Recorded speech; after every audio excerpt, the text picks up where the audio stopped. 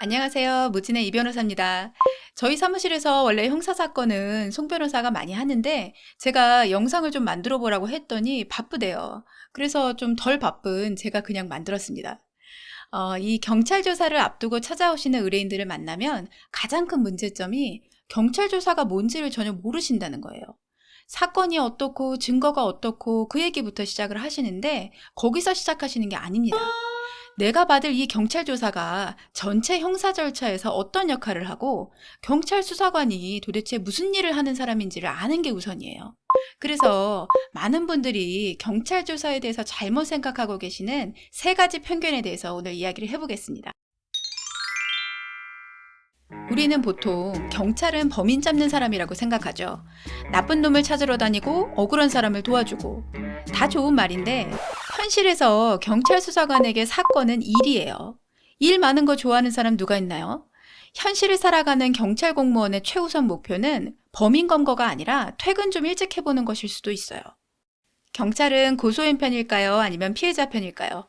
경찰은 둘 다 안 좋아해요. 일이 많아지잖아요. 경찰은 억울한 사람 편일까요? 아직 수사도 안 해봤는데 누가 억울한지 어떻게 알아요? 고소인은 억울한 피해자일 수도 있지만 억지 고소로 멀쩡한 사람을 괴롭히는 진상일 수도 있죠. 경찰은 모든 증거를 갖고 있을까요? 영화에서는 사건 하나에 팀 전체가 매달려서 분석하고 과학 수사하고 그러잖아요. 현실에서는 고소장 하나 제대로 읽기에도 바빠요. 그 사건만 처리하는 게 아니잖아요. 경찰이 알아서 잘 수사해 줄 것이다. 이 편견을 깨는 게 왜 중요하냐면 본인이 죄가 없다고 생각하시는 많은 분들이 경찰은 내 억울함을 밝혀줄 거야. 난 죄가 없으니까 괜찮을 거야. 하는 생각으로 당당하게 경찰서에 들어갔다가 사건이 이상하게 꼬이기 때문입니다.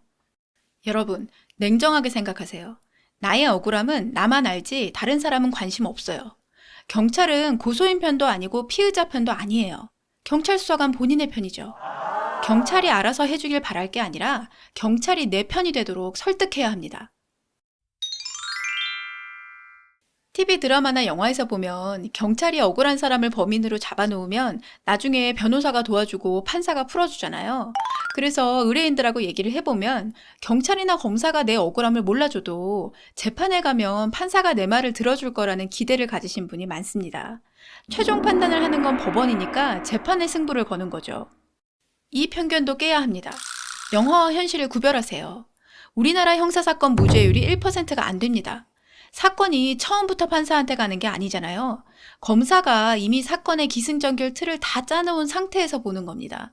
판사의 시선에서 바라보는 피고인은 99% 확률로 유죄인 범죄자예요. 반면에 경찰이 처음 접하는 사건은 아직 다듬어지지 않은 미완성의 실체예요. 형사사건 불기소율은 해마다 다르지만 대부분 50%가 넘습니다. 절반의 확률로 빠져나올 수 있는 거예요. 여러분의 운명을 1%의 확률과 50%의 확률 중에 어디에 걸어야 할까요? 영화에 속지 마세요. 내 이야기를 듣고 생각을 바꿀 수 있는 사람은 판사보다는 경찰 수사관일 확률이 높아요. 재판을 가서 다 하겠다는 편견을 버리세요.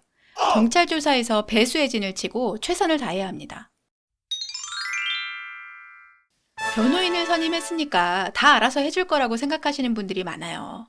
변호인을 믿고 의지하는 것까진 좋은데 형사 절차를 모두 변호인이 대신해 줄 수 있다고 생각하시면 안 됩니다. 물론 법정의 공판기일에서는 변호인이 옆에 있으면 상당히 편한 게 사실이에요. 변호인이 대부분의 변론을 다 해주기 때문에 피고인은 말을 많이 할 필요가 없습니다. 하지만 수사 단계는 달라요. 의뢰인들이 자주 하는 질문이 저 조사받는 게 너무 무서운데 변호사님하고 같이 가면 변호사님이 저 대신 다 대답해 주시는 건가요? 이거예요. 이론적으로는 가능합니다. 법적으로는 나는 아무 말도 안 할 테니 내 변호사한테 물어보세요. 이러는 게 얼마든지 가능하죠. 하지만 현실에서 이렇게 했다가는 처음부터 수사관을 완전히 적으로 돌리고 시작하는 겁니다. 이런 방식은 TV 뉴스에 나오는 정치적인 사건들처럼 처음부터 경찰, 검찰과 전면전을 할 때 쓰는 전략이에요. 일반적인 형사사건에서는 저런 방식을 추천하는 변호사는 거의 없을 겁니다. 왜 그럴까요? 변호사가 일하기 싫어서 그럴까요? 역지사지의 자세가 중요해요. 여러분이 경찰 수사관이라고 생각해 보세요. 의심 가는 사람이 있어서 불러서 물어봤습니다. 그런데 그 사람이 저는 대답할 말이 없습니다. 제 변호사한테 물어보세요. 이러면 그 사람에 대한 의심이 풀리나요? 아니죠. 매우 더더욱 의심스럽죠. 수사관을 내 편으로 만들어야 하는데 왜 싸우고 시작해요? 그래서 경찰 조사를 받을 때는 기본적으로 피의자가 모든 대답을 성실하게 하는 게 가장 좋고, 변호인은 필요할 때만 개입을 합니다. 얼핏 생각하면 변호사가 나 대신 말 많이 해주고 나를 위해서 수사관과 맞서서 싸워주고 그럼 좋을 것 같잖아요. 우와, 역시 변호사가 있으니까 든든하네 싶겠지만 시야를 넓혀서 생각해 보세요. 과연 그게 의뢰인에게 도움이 될까요? 저도 공부 많이 해서 변호사 됐는데 경찰한테 하고 싶은 말이 왜 없겠어요. 그런데 다 참아가면서 함부로 나서지 않는 거는 내 의뢰인의 이익을 위해서입니다. 따라서 수사를 잘 받으려면 변호인만 믿고 손 놓고 있으면 안 돼요. 의뢰인도 열심히 준비해야 하고, 이게 잘 되려면 의뢰인과 변호인 간에 손발이 서로 잘 맞아야 합니다. 저만 믿으세요. 힘이 되어 드리겠습니다. 이런 말은 아무런 도움이 안 돼요. 의뢰인한테 이거 저거 가져오세요. 이거 대답해 보세요. 이렇게 나를 귀찮고 불편하게 만드는 변호사를 찾아야 의뢰인도 제대로 대비를 할 수가 있습니다. 자, 이렇게 경찰 조사에 관한 3가지 편견을 깨봤습니다. 결국 결론은 경찰 조사를 받기 전에 준비를 철저히 해야 한다가 되겠죠. 경찰 조사에 대비할 때 중요한 점을 몇 가지 더 말씀드리겠습니다. 우선 경찰 첫 조사가 중요합니다. 보통 경찰서에서 전화가 오죠? 어디 경찰서 무슨 과 누구 경이다. 그리고 전화로는 무슨 사건인지 자세히 말을 안 해주고 간단하게 조사가 필요하니까 언제 나올 수 있느냐 이것만 물어봐요. 그러면 대부분 사람들은 네 알겠습니다 하고 수사관이 말한 날짜에 맞춰 나가죠. 그런데 여러분, 제가 앞에서 3가지 편견을 깨라고 길게 말한 이유는 경찰 조사가 얼마나 중요한 단계인지 알려드리고 싶어서예요. 그리고 그 경찰 조사에서도 가장 중요한 게 바로 첫 조사일입니다. 따라서 처음 조사받는 날을 최대한 늦추는 것이 중요해요. 고소장 열람도 해야 하고 제대로 준비를 하고 조사받아야죠. 혹시 이 영상을 보고 계시는 분들 중에 나는 이미 조사 날짜를 잡았는데 당장 며칠 후인데 아무 준비도 안 했는데 어떡하지? 하시는 분이 있으면 경찰 수사관에게 전화하시면 됩니다. 여러 번 미루는 거는 문제가 있겠지만 처음 조사 일정을 한 번 정도 변경하는 거는 흔히 있는 일이고 합당한 이유가 있으면 큰 문제가 되지 않습니다. 제가 가이드라인을 조금 드릴게요. 우선 명분은 업무상의 이유를 대는 것이 가장 무난합니다. 회사에서 출장을 간다거나 휴가를 내기가 어렵다는 식으로 설명을 하면 경찰에서 사회생활 포기하고 나오라고까지 하지는 않아요. 그리고 날짜는 한두 달씩 미룰 수는 없으니까 대략 2주 정도 후로 잡으면 적당합니다. 물론 이 부분은 사안에 따라 달라질 수는 있어요. 그리고 고소사건인지 물어봐야 합니다. 변호사처럼 고소사건인가요? 하면 좀 이상해 보일 수 있으니까 혹시 누가 저를 고소한 건가요? 이 정도로 물어보시면 자연스럽게 확인하실 수 있죠. 고소사건이라고 하면 반드시 고소장 열람을 한 뒤에 첫 조사를 받으세요. 고소장 열람은 정보공개 청구를 하면 되는데 어떻게 하는지는 인터넷에 검색하면 많이 나오고 단순한 절차이기 때문에 이 영상에서는 따로 설명하지 않겠습니다. 또 수사관에게 일정 조율에 관한 통화를 하면서 무슨 사건에 관한 조사인지 물어보세요. 그러면 대부분은 전화상으로는 자세히 말하기 어렵다 이러면서 잘 말을 안 해줄 거예요. 그러면 더 캐물을 필요까지는 없지만 그래도 수사관의 말을 한두 마디라도 더 들어놓으면 준비하는 데 도움이 되죠. 그런데 이때 주의하실 거는 경험 많은 노련한 수사관들은 친절하게 대답을 해주면서 자기는 아직 아무것도 모르는 척 가볍게 질문을 툭 던져요. 피의자를 떠보는 거죠. 그러면 사람 심리라는 게 수사관이 친절하게 해주니까 그걸 무시하기 어렵기 때문에 뭐라도 대답하게 되어 있어요. 그런데 여기서 실수를 많이 한다는 거죠. 대답을 잘 해보겠다는 욕심을 버리세요. 경솔하게 대답하지 마시고 아유 제가 갑자기 경찰서에서 전화 받고 해서 정신이 하나도 없네요. 이런 말만 하시면 돼요. 잘 대답할 자신이 없으면 그냥 애초에 경찰 수사관하고 길게 통화할 일 자체를 만들지 마세요. 자, 이제 첫 조사 전까지 시간을 벌었으니까 준비를 해야죠. 변호인을 선임할 것인지는 나중에 고민하더라도 그것과 별개로 사건 초기에 변호사를 찾아가 물어보는 과정은 꼭 필요합니다. 내 인생에 전과가 생길 수도 있는 일인데 핸드폰만 붙잡고 있으면 안 되죠. 사무장 무료 상담 말고 상담료 받고 제대로 일하는 변호사 3사람을 고르세요. 여러 변호사를 만나봐야 하는 이유는 2가지입니다. 우선 사건의 방향을 잡는 데 도움이 됩니다. 3사람의 변호사가 모두 같은 말을 한다면 대개는 굉장히 중요한 내용이겠죠? 또 변호사들 간의 의견이 다르다면 그 이유가 뭔지 물어보고 비교하는 과정을 통해서 사건에 대한 이해도를 높일 수가 있어요. 그리고 2번째 이유는 나에게 맞는 변호사를 찾기 위해서입니다. 형사사건은 심적 부담이 굉장히 크기 때문에 변호인과 의뢰인 간의 신뢰관계가 중요해요. 따라서 여러 변호사를 만나보고 내가 의지할 수 있겠다 싶은 사람을 선택해야 나중에 후회가 없습니다. 그리고 변호사 상담은 의뢰인이 준비하면 할수록 더 많은 것을 얻어갈 수 있어요. 우선은 상담받기 전에 미리 A4 용지에 사실관계가 궁금한 점을 적어서 가세요. 이렇게 하면 변호사가 사실관계를 파악하기 쉽기 때문에 효율적으로 상담을 받을 수 있습니다. 그리고 사건 전반에 관한 대화가 어느 정도 마무리가 되면 변호사한테 반드시 물어보셔야 할 질문이 있습니다. 제 사건에서 불리한 점은 뭔가요? 경찰 수사에서 제가 대답하기 어려울 질문은 뭐가 있을까요? 이 질문을 꼭 해야 하는 이유는 이 부분이 바로 변호사 없이 혼자서는 파악하기 어려운 내용이기 때문입니다. 형사 절차를 많이 겪어본 전문가만이 알 수 있는 부분이죠. 그리고 사람은 자기 일에는 냉정할 수가 없어요. 내 약점은 다른 사람의 눈에 더 잘 보입니다. 우리가 보통 경찰 조사를 앞두고 하는 기본적인 준비는 우선 예상 질문을 뽑아서 대답하는 연습을 해보는 거예요. 형사사건은 죄명에 따라 수사기관이 전형적으로 질문하는 사항들이 있습니다. 구성 요건이나 고의과실 등 법리적인 내용을 기본으로 해서 확인하는 사실관계들도 전형적인 패턴이 있어요. 그런데 이건 말 그대로 기본일 뿐이고 몇 가지 부작용이 있습니다. 변호사와 의뢰인이 예상 질문을 쭉 뽑아서 연극처럼 문답 연습만 하고 끝내면 실전에 가서는 연습한 것에서 조금만 벗어나도 당황하게 되거나 아니면 외운 문장을 줄줄 읊어서 말해요.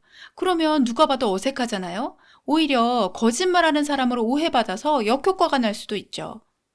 그래서 그 약점을 보완하기 위해서 정말 필요한 작업이 뭐냐면 바로 공격받는 연습입니다. 대본이 없는 상태에서 변호사가 의뢰인의 약점을 공격해서 의뢰인 스스로 자기 논리가 깨지는 경험을 해봐야 돼요. 사실 형사사건 상담 오시는 의뢰인분들을 만나뵈면 처음부터 솔직히 다 말씀하시는 분이 많지 않아요. 스스로 약점이 있다는 것을 마음 깊은 곳에서는 느끼면서도 그걸 꺼내서 인정하고 싶지 않은 겁니다. 그래서 법률 상담을 하면 의뢰인들은 나름대로 준비된 논리를 가져와요. 나는 이러이러했는데 무슨 증거가 있고 상대방은 이런 이유로 틀렸다 하면서 그럴듯한 설명을 하십니다. 그래서 깨져야 한다는 겁니다. 여러분은 살면서 경찰 조사를 한두 번 받을까 말까 하겠지만 경찰 수사관은 평생 그걸로 밥 먹고 살아요. 일반인들의 머리로 짜낸 변명은 경찰 눈에서 보면 아주 빈약한 논리입니다. 선생님 앞에서 거짓말하는 유치원생이 되는 거예요. 이게 왜 문제가 되냐면 막상 조사받을 때 그 빈약한 논리가 깨지는 순간 아, 들켰구나, 난 끝났구나 하고 무너지기 때문입니다. 사람 심리라는 게 약점이 무너지면 그 부분만이 아니라 전체가 붕괴됩니다. 경찰 조사 전체를 망치게 되는 거죠. 그래서 경찰 수사관 앞에서 무너지기 전에 내 편인 변호사 앞에서 미리 깨져봐야 돼요. 그래야 아, 나한테 이런 약점이 있구나. 경찰이 판사가 나를 이렇게 보겠구나 하고 깨달을 수 있습니다. 그래야 실제 조사에서 예상 외의 상황을 만나도 무너져 내리지 않아요. 그런데 실제로 저희가 의뢰인과 이 공격받는 연습을 해보면 절대 평화롭지 않아요. 왜냐면 의뢰인들은 힘내세요, 다 잘 될 거예요 이런 말을 듣고 싶어 하지 내 변호사가 자기를 막 몰아세우고 공격하면 별로 안 좋아하거든요. 저는 친절한 사람이라 몰아세우고 이런 거 잘 못하고요. 송 변호사가 이거 전담인데 정말 의뢰인을 구석 끝까지 몰아세웁니다. 그러면은 못 참고 막 화내시는 분들도 많아요. 여러분, 내 변호사한테 많이 공격받을수록 경찰에서는 험한 꼴을 덜 당하게 됩니다. 변호사가 친절한 것과 까칠한 것 중에 뭐가 나에게 도움이 될지 한번 생각해 보시면 좋겠어요. 제가 의뢰인들하고 얘기를 해보면 경찰 조사라는 걸 생각할 때 경찰에 가서 뭐라고 대답하지? 이것만 생각하시는데 시야를 넓혀야 합니다. 판사가 보는 것은 여러분과 수사관의 조사 자체가 아니라 그 내용을 적은 기록이에요. 경찰이 작성한 피의자 신문 조서이고 줄여서 피신조서라고 많이 부릅니다. 피의자의 관심은 말로 하는 대답에 있지만 경찰 수사관과 변호인의 관심은 말이 아니라 조서에 있습니다. 결국 그게 결과물이거든요. 피신조서는 워낙에 중요하기 때문에 할 말이 많지만 사실 비전문가가 이해하기에는 좀 어려워요. 그래서 일단은 변호인이 아닌 피의자의 입장에서 기억하실 수 있게 가장 기본적인 사항 두 가지를 말씀드릴게요.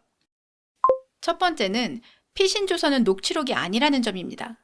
경찰이 내 대답을 있는 그대로 다 적는 게 아니라 알아서 정리해서 적어놔요. 따라서 아무 생각 없이 경찰이 질문하는 대로 그냥 흐름 따라 대답을 다 하다 보면 나중에 주소를 읽어보잖아요. 묘하게 내가 이상하고 나쁜 사람으로 적혀 있는 경우들이 생깁니다. 그러니까 경찰 수사관이 어떤 질문을 하면 대답만 생각할 게 아니라 그 질문의 의도를 생각해 보세요. 수사관은 왜 이 질문을 하고 내 대답을 어떻게 주소에 쓰고 싶어 할까? 이걸 생각해 보고 답하는 겁니다.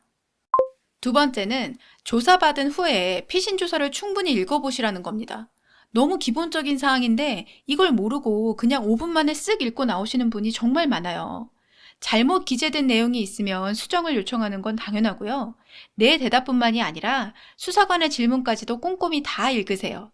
전체 맥락과 흐름을 같이 봐야 앞으로 이 조서를 읽을 판사가 나에 대해서 어떻게 생각할지를 알 수 있습니다. 이것도 많은 분들이 잘 모르시는 부분이에요. 재판과 달리 경찰 수사 단계는 아직 사건의 실체가 명확하지 않아요. 이 말은 피의자의 노력에 따라 사건의 방향을 돌릴 수 있는 여지가 많다는 겁니다. 시간이 지나서 검찰 법원 단계로 갈수록 내가 바꿀 수 있는 여지가 줄어들어요. 그러면 사건 초기에 내가 노력해서 바꿀 수 있는 게 뭐냐? 바로 증거의 확보입니다. 증거? 그런 건 경찰이 하는 일 아니야? 이렇게 생각하시는 분이 많아요. 물론 경찰이 일은 하겠지만 아무리 유능한 수사관이라도 피의자만큼 그 사건에 절실하지는 않아요. 나에게 유리한 증거는 내 스스로 찾아야 합니다. 내 주장을 뒷받침할 증거와 참고인이 있다면 모두 파악해야 하고 자력으로 확보할 수 있는 증거가 있다면 늦기 전에 찾아놓아야 합니다. 예를 들어 CCTV 영상을 보면 일단 사건 현장을 찍은 CCTV가 어디에 몇 개가 있는지 알아봐야죠. 큰 건물이나 아파트처럼 보관 규정이 분명한 곳은 매뉴얼에 따라서 일정 기간 보관을 하는데 작은 상가나 술집, 편의점 이런 데서는 괜히 귀찮은 일에 휘말리기가 싫어서 CCTV가 고장이 났다, 영상이 지워졌다 그러면서 안 보여주는 경우가 많아요. 그러면은 읍소도 좀 해보고 안 통할 것 같으면 경찰 수사관에게 CCTV가 어디 있다는 걸 알려주고 지워지기 전에 빨리 증거를 확보해달라고 요청해야 합니다. 실제 사건들을 보면 CCTV가 좋은 자리에 있었는데 영상 확보에 실패해서 낭패 보는 경우가 꽤 많아요. 다만 주의하실 점은 선을 넘으면 안 됩니다. 불법적인 방법을 쓰거나 증거인멸이나 피해자에 대한 2차 가해로 오해받을 만한 행동은 하지 않도록 조심하세요. 합법적인 경계선 내에서 초기에 증거를 확보할 수 있도록 수사에 도움을 주는 겁니다. 형사사건을 하면서 가장 안타까울 때는 잘 해결될 수 있었던 사건인데 수사 단계에서 완전히 꼬여버린 채로 가져오시는 분들을 만날 때입니다. 평범하게 죄 짓지 않고 살아오시는 분들일수록 이런 걸 잘 모르세요. TV나 영화에서는 재판에서 싸우는 것만 나오지 경찰 수사가 중요하다는 거는 아무도 말해주는 사람이 없으니까요. 모쪼록 이 영상이 경찰 수사의 중요성을 아시게 되는 계기가 되었으면 합니다. 제가 머릿속에는 만들어 놓은 영상이 정말 많은데 일하면서 틈틈이 만들다 보니까 체력이 마음을 따라가지 못하네요. 앞으로 더 자주 좋은 영상 올릴 수 있도록 노력하겠습니다. 구독해 주시고 응원의 댓글 달아주신 분들께 정말 감사드리고요. 저는 다음에 또 유익한 영상으로 찾아뵙겠습니다. 시청해 주셔서 감사합니다.